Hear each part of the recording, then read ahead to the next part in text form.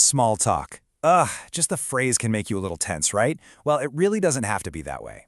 We're going to break down the essential phrases and, the strategies you need to turn those kind of awkward moments into real connections. So let's just dive right in. You know the feeling. We've all been there. The conversation just stops. The silence gets super loud, and you're just desperately trying to think of anything to say.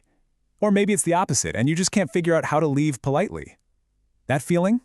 Well, it can really be summed up in one word. Awkward. Yeah, it's that universal cringe feeling. But here's the deal. Being good at this stuff, having social confidence, it's not some magic power you're born with. Not at all. It's a skill.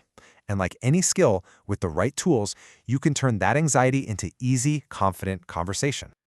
Okay, so where do we even begin to build that skill? Well, one of the easiest entry points is talking about current events. It's something pretty much everyone has in common. But before you jump in, there's one absolutely crucial rule you've got to keep in mind to make sure things stay friendly. Look, the whole point of small talk is to find some common ground, not to start a debate. So the key, the absolute #1 rule is to keep it light. You want to steer way clear of the heavy stuff, like politics or religion. The goal here is connection, not a big argument. And you know the formula for a great conversation starter? It's actually super simple. It's really just a two-step dance. First, you share a little piece of information. Then, and this is the most important part, you immediately toss the conversational ball back to them by asking a question. That simple move changes everything. It makes you a partner in the conversation, not just a lecturer. And the best part is, you don't have to invent something brilliant out of thin air. Think of these phrases as your on-ramp to the conversation. They're just a really natural way to say, hey, I have something interesting to share. And they set you up perfectly for that second step. So here's a perfect example. Did you hear about the train strike in Melbourne last week? It's current, it's specific, but it's not going to start a fight. It's pretty much the ideal opener. But just remember, this is only part one of our little two-step formula. And this is where the magic happens. A follow-up question is so much more than just asking for an opinion. It shows you actually care about their opinion. You've offered up a piece of the conversation, and now you're inviting them to add their piece. That's it. That's the foundation of a good chat. All right, you ready to level up? Let's take what we've learned and apply it to a situation that can feel a little more intimidating. A social event or a networking thing where maybe you walk in and you don't know a single person. Okay, here are 3 fantastic tools for your toolkit. Using a mutual friend is like an instant bridge. Asking if you've met is super low pressure. And, a genuine compliment, I love that dress, it almost always works because it makes the other person feel good. It's a great way to start on a positive note. Now this phrase, this is an absolute must-have, especially for work events. You've been emailing someone for months. You've only ever heard their voice on the phone.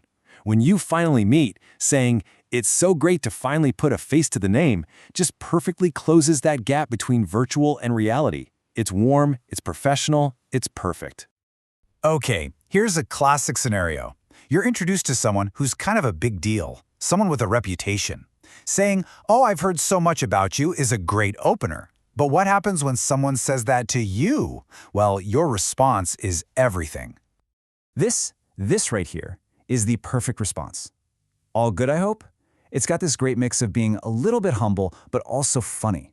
It totally disarms the situation, it makes everyone relax, and it shows you've got a good sense of humor about yourself. So, you've done it. You started a great conversation, but now what? How do you leave? Knowing how to make a graceful exit is honestly just as important as knowing how to make a good entrance. You don't want to be stuck, but you definitely don't want to be rude. And you can really see the difference here, can't you? A sudden, okay, bye, can feel like a door slamming in your face. It just leaves a bad taste. But a graceful exit, it politely signals the conversation is ending while keeping that positive vibe you just worked to build. When you're at work, these are your absolute go-to phrases. They're basically foolproof because they rely on something you both understand. You're there to work. It's a reason nobody can argue with, which makes it a perfectly professional way to wrap up a chat. At a party or a social event, you've got a few more options.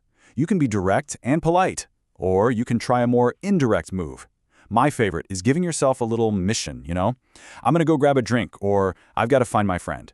It feels really natural and lets you move on without making the other person feel like you're just ditching them. And really, that's the whole point. A graceful exit isn't about escaping. It's about preserving the good feeling you've created. When you end the conversation on a high note, it makes it so much easier and more comfortable to chat with that person the next time you see them. So there you have it, your complete guide for turning small talk from something you dread into something you can actually be good at. These aren't just lines to memorize, they're real strategies for building connections. The only thing left to do is to go out and try one.